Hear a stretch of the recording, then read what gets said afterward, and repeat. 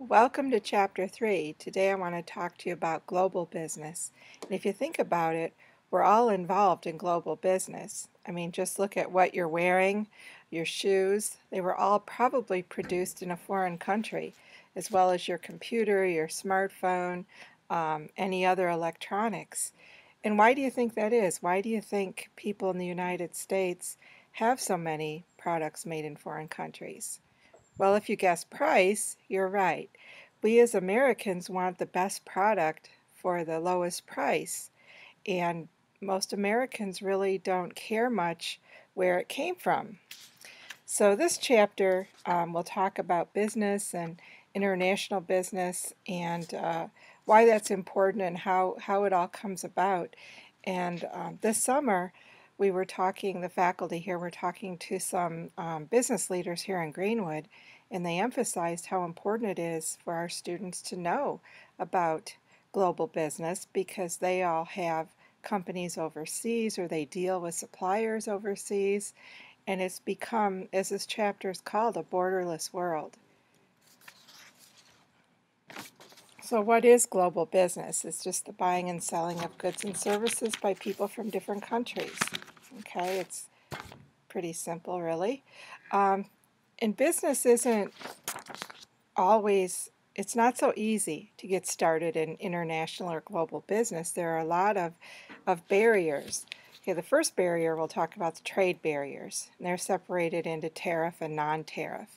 A tariff is a tax on something. So for instance, a tax on imported shoes coming into our country.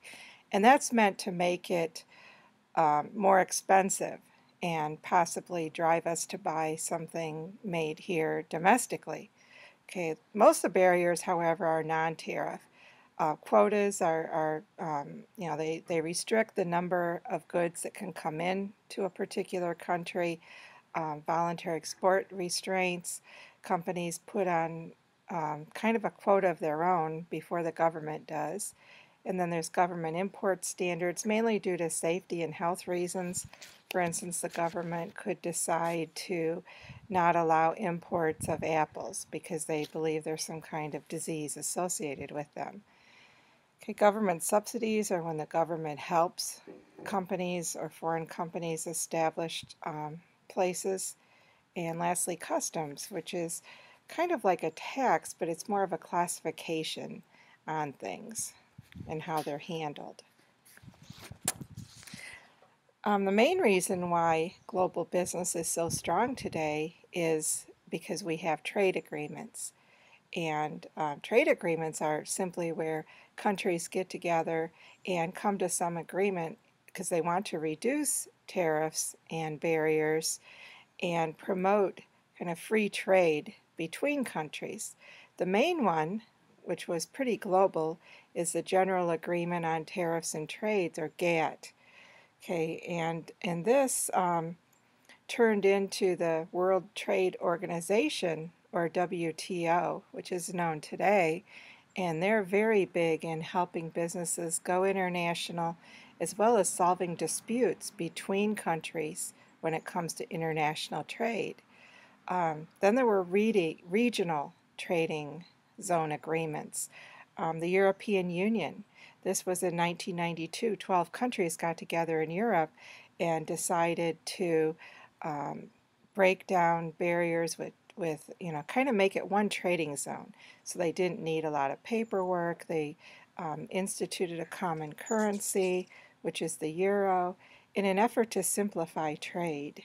And now there are 27 European countries in that alliance. NAFTA is the one for North America, includes Canada, the United States, and Mexico. CAFTA is Central America. And the last two involve, they're pretty big, involve a lot of the Asian countries. Okay. So how does foreign competition affect us as consumers in the United States? Like I said initially, we want things, we want to buy things, we don't want to pay much money for them. So as American consumers, we get more for our money than most other consumers because our marketplace is very easy for foreign countries to come in, foreign companies. So that keeps prices low. If you think about supply and demand, as supply goes up, the prices are going to go down. We as Americans can take advantage of that. So in other words, free trade agreements allow us to have more choice, increasing competition and purchasing power as consumers, thereby decreasing the price of things, food, clothing, and other things. So that's good for us. When businesses want to become global, they usually go through a process of how to do that. And it's usually a linear process, so some businesses, skip some steps and will go to the next. So it starts with exporting. And exporting is really the easiest way to start being global. And this is just selling goods made here in our country to another country. Okay, so we have less dependence on home market sales. It allows a company to diversify their consumer base. And since it's still being produced in our country, there's greater degree of control over various things. But some disadvantages of that, there are a lot of tariff and non-tariff barriers because we're sending things to another country. They could be taxed. You have to get them there, so you have transportation. And then the book talked about this too, how there are agents that handle all of the paperwork for exporting, and they have to be paid too. So that's an additional cost to companies.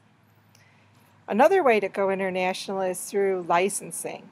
Okay, and licensing is where a domestic company receives a royalty for allowing a foreign company to produce its product. Okay, so it allows companies to earn profits without investing more money because they don't have to build a building and a plant.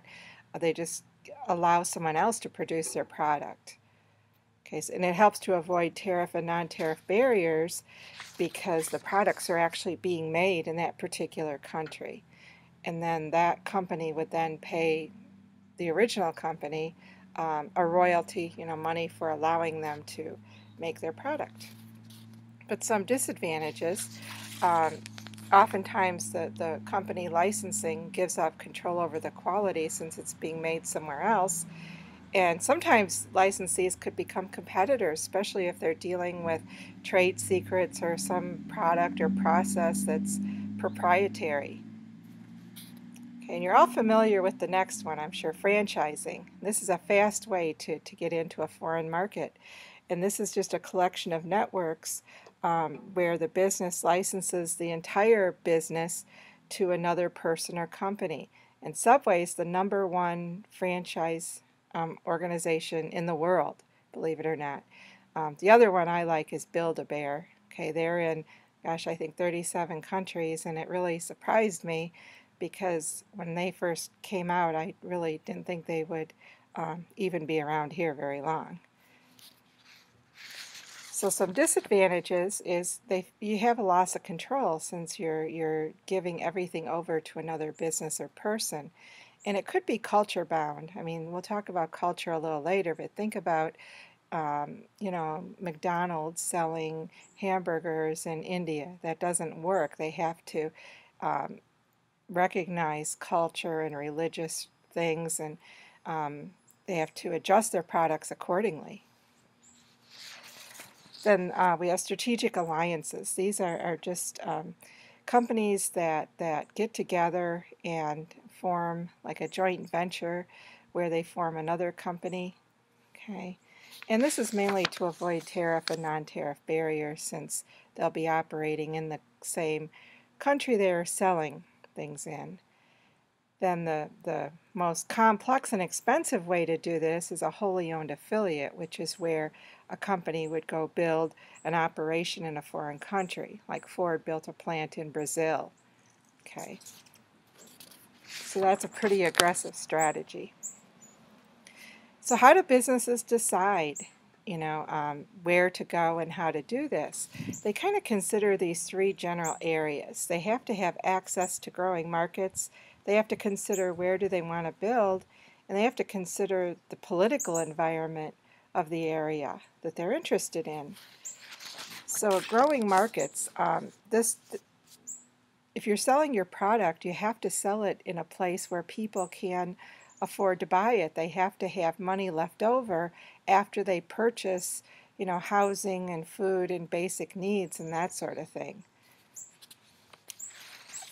Also consider the degree of competition. How many businesses are already there, and are they meeting the needs or doing a good job? If I want to put a pizza place somewhere, I would want to find a location where there aren't a lot of pizza places. Then we'd have to choose a location, okay? And we're concerned with all kinds of things. With the workforce, we have to have people come work for us, our company strategy. We're concerned with the barriers, with labor costs and the exchange rates, that kind of thing. And we're also concerned with political risk. We have to be aware that we're in a foreign country. There are different laws and policies in place, and some countries operate very differently. Some countries, a lot of companies wouldn't go in, especially countries that are unstable or have, chance of war or some kind of takeover, something like that.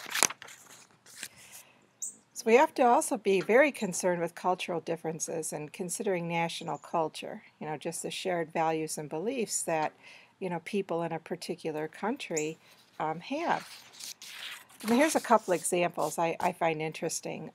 In Japan, the norms are very formal and well defined.